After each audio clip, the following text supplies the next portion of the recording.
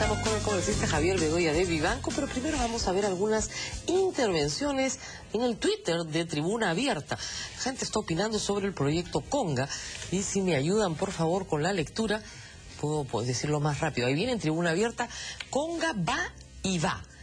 Perú está sujeto a dirigentes que no tienen legitimidad porque nadie los eligió.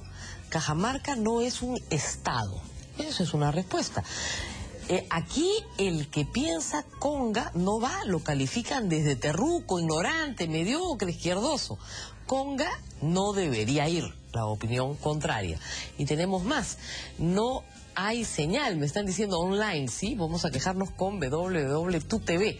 Yo creo que sí va, dicen acá. Y más abajo dicen, debería ir con un adecuado monitoreo y compromiso de parte del gobierno y del pueblo. ¿Qué parece la respuesta, la verdad, más sensata? Y vamos a conversar con Javier Bedoya de lo que está pasando en este momento en el Perú. Él es miembro de la Comisión de Energía y Minas y me decía usted que a pesar de que se trata de la gestión de una grata sorpresa, como ha dicho su padre, de una caja de sorpresas y de una grata sorpresa, usted está viendo este momento con mucha preocupación, me contaba antes de iniciar nuestra conversación, porque está encontrando paralelos históricos con otra situación que le tocó vivir al Perú. Cuéntenos un poco sobre esto. Desde hace varias semanas yo vengo con esta preocupación, Rosa María, porque veo mucha similitud de lo que fue la primera etapa de Fujimori del 90 al 92, o sea, antes del 5 de abril en que se dio el autogolpe. Hay mucha similitud con lo que está ocurriendo hoy. Uno, un presidente que es elegido con un programa distinto al que ejecuta una vez que llega al poder. Eso es incontrastable, ¿verdad? Tanto Fujimori como el señor Humala, exactamente igual. Dos gobiernos que llegan sin mayoría propia y en consecuencia tienen que afianzarse con otras colectividades. La mayoría que tienen en ambos casos, endeble. Como no es propia, endeble. En el caso de Fujimori, yo siempre lo he dicho, una de las cosas que a mi juicio precipitó el autogolpe fue que la correlación de fuerzas al interior de la Cámara de Diputados había variado, porque Cambio 90, que fue la denominación que en ese entonces adoptaron, salió con 34 diputados. En ese entonces teníamos el sistema bicameral. Al 5 de abril, el gobierno tenía 16 diputados. Los restantes se le habían ido. Algo parecido a lo que puede pasar a muy corto plazo con la bancada de gobierno. En ambos gobiernos hay un militar que asume un protagonismo. Montesinos con Fujimori y el coronel Villafuerte en el actual. Descabezamiento de mandos militares. En el caso de Fujimori fue muy claro desde el mismo día que asumió y después fue aprovechando los fines de año para, sobre pretexto de renovación, cambios por renovación, pasar a retiro a los principales oficiales.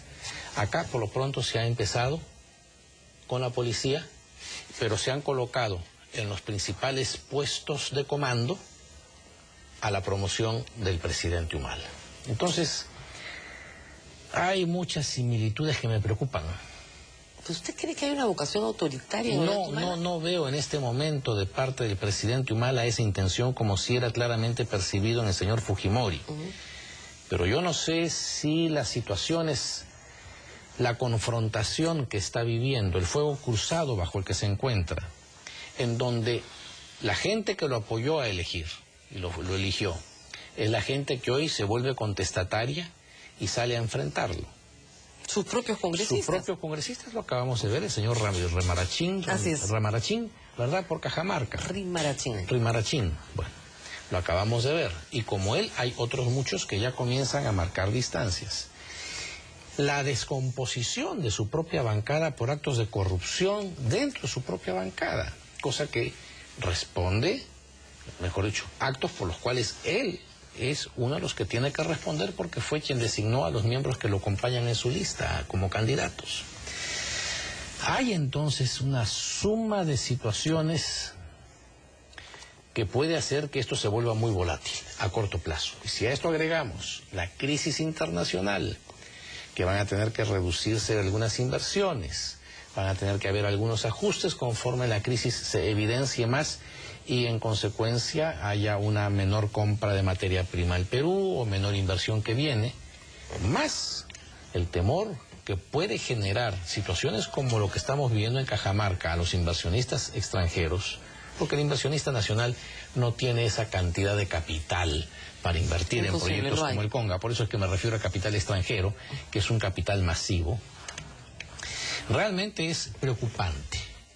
Ahora, ayer estuvimos aquí con el señor Pedro Lachea, presidente de la Sociedad Nacional de Industria, nos decía, el Estado peruano ha tenido saldos a diciembre por 18.000 millones de soles en gobiernos regionales y locales y gobierno central, lo cual significa que el Estado peruano, a pesar, digamos, de la crisis internacional, puede capear el 2012 bastante bien, es decir, hay poca ejecución de gasto y por lo tanto, aún en una situación difícil económica mundial, se puede, ¿no es cierto?, capear el temporal. Lo cual es una buena noticia, pero al mismo tiempo es una noticia muy mala, porque quiere decir que la redistribución del gasto que se hace a través de la tributación no está llegando a donde tiene que llegar, y tenemos este malestar nacional. Mire, Rosa María, hoy en el Congreso hemos empezado a discutir la ley de presupuesto, de financiamiento y de endeudamiento para el año entrante. Y entre los documentos de estudio que nosotros tenemos es una ejecución de los programas de inversión en los gobiernos regionales. Y es cosa curiosa, porque vemos, por ejemplo, que el gobierno regional de Cajamarca, ya estas son cifras oficiales, el presidente de la República en días pasados dijo que había ejecutado el 25%, según las cifras que yo tengo es 40.8%. En noviembre. Estamos terminando noviembre y ha ejecutado menos de la mitad de su presupuesto. Entonces, los problemas que se quejan los cajamarquinos, como la gente de muchos departamentos, son reales. Las faltas, las carencias que tienen son reales. Todo esto evidencia entonces que no es cuestión de falta de dinero, sino de incapacidad de las personas que asumen la función de gobernar a nivel regional, a nivel municipal e inclusive a nivel nacional, para utilizar los dineros que se les asigna mediante presupuesto. Y por eso es que faltando 40 días para el término del ejercicio, vemos que un gobierno de los más ricos, como es el de Cajamarca, tiene 1.000 millones metidos en los bancos, calentándose ahí sin saber en qué hacer, teniendo ese pueblo ingentes necesidades de carreteras, postas médicas, educación, tantísimas cosas que corresponden ejecutar al gobierno regional. Antes de que yo entré, estaba viendo la presentación que estaban haciendo de la situación de Conga, o sea, la situación en Cajamarca. Y salían las declaraciones del presidente regional.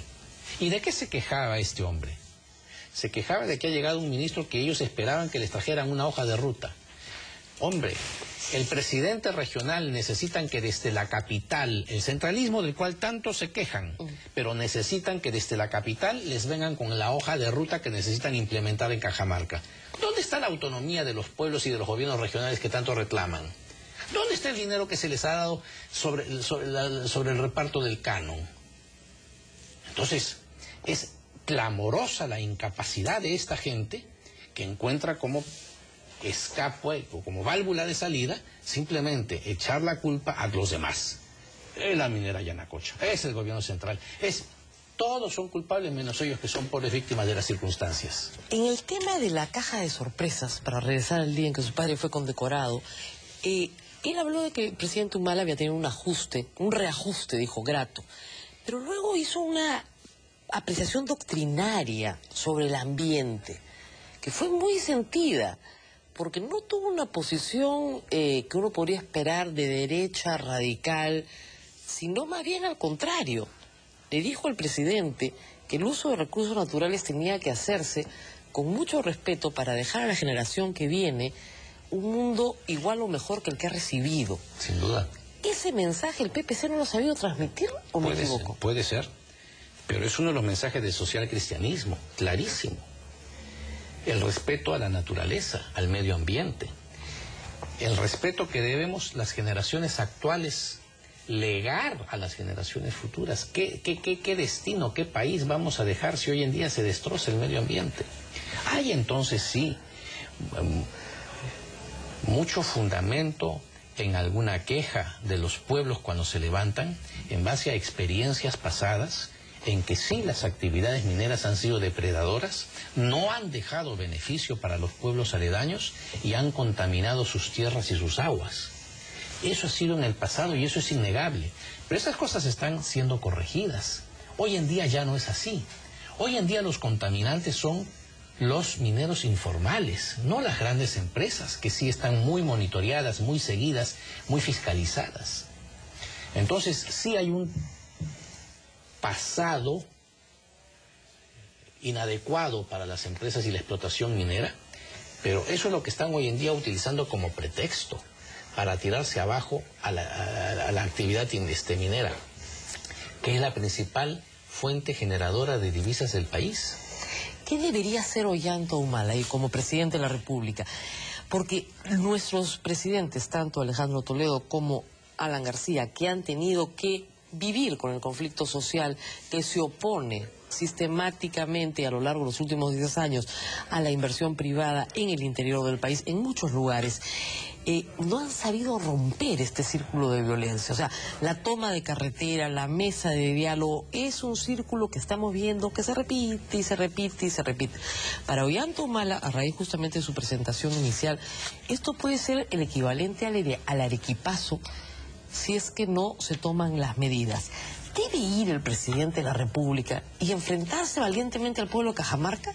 Es un todo o nada. Yo creo que no mañana, por ejemplo, que tienen el paro, ¿verdad? Sería un poco hoy día hubiera sido provocador. Ideal. Debía haberse adelantado, o no está mal que lo haga en los próximos días, pero tiene que dar cara y un claro deslinde. No podemos repetir la historia. Marx decía que la historia se repite, hay veces como tragedia y otras como sainete. Y yo no quiero que aquí haya una tragedia. Y desgraciadamente lo que estamos viendo continuamente es, desgraciadamente nuestro pueblo elige en función de lo que le gusta escuchar, aun cuando sabe que lo que el candidato le promete no es realizable. En consecuencia, que los pueblos no se quejen porque son lo suficientemente maduros. Si hoy en día tienen un presidente que llegó con una propuesta irrealizable, o congresistas que uno es el come oro, el otro es el robacable, qué sé yo cuántas denominaciones, apodos se les pone, quienes los llevaron a donde están son sus electores. Yo creo que eso tiene que corregirse, pero yo creo que en las actuales circunstancias el presidente tiene que afrontar. Porque es un gesto, ya no es un gesto jurídico el que se pide. Jurídicamente la empresa ha ganado todas.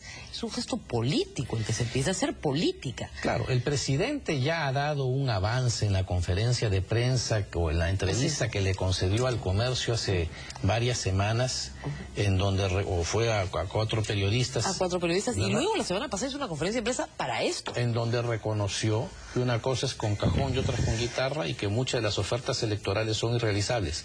Me parece un acto de valentía ese reconocimiento, pero creo que tiene que ser más allá que una mera declaración ante unos periodistas. Los periódicos los leen muy pocas personas. Y lo sorprendente además es que los congresistas de oposición están apoyando al presidente en el caso de Conga. No estoy muy segura si toda su bancada lo está haciendo de la misma manera. Yo tengo la percepción clara de que no. ¿De que no? De que no. Que toda la oposición apoya. Por eso cuando empezábamos la entrevista, Rosa María, y yo hacía un paralelo entre lo que fue la primera etapa de Fujimori con lo que estoy viviendo ahora. Yo era diputado en ese entonces, en consecuencia lo tengo muy vivido, muy de cerca esa experiencia. Veo muchas similitudes. Los fujimoristas apoyan el proyecto Conga. Los de su bancada, PPC, Alianza para el Futuro, Alianza para el Gran Cambio, ¿no? Bueno, sí. Eso. PPC. También lo apoyan. Los toledistas, ni qué decirlo, todos los de Perú Posible lo apoyan. Entonces, los apristas lo apoyan. No, los accionpopulistas lo apoyan. Los problemas los tiene en casa, Rosa María. Exactamente. Es el paralelo que hice. El presidente que llega con una propuesta distinta a la que ejecuta desde el poder, que origina a muy corto plazo que su propia bancada comience a desgranarse como un terrón de azúcar. Pero digamos, las fuerzas políticas representadas en el Congreso, ustedes en la Comisión de Energía y Minas, sí apoyan este proyecto porque lo consideran viable y positivo. Sin embargo, es en el campo donde hay agitación social. el presidente regional de Cajamarca es de Patria Roja. Sí, claro. Entonces, hay ahí agitación contra el proyecto. Y en el Parlamento, dentro de la bancada de gobierno, hay gente de Patria Roja. Así es. Entonces, ¿qué nos extraña? ¿Qué puede pasar mañana?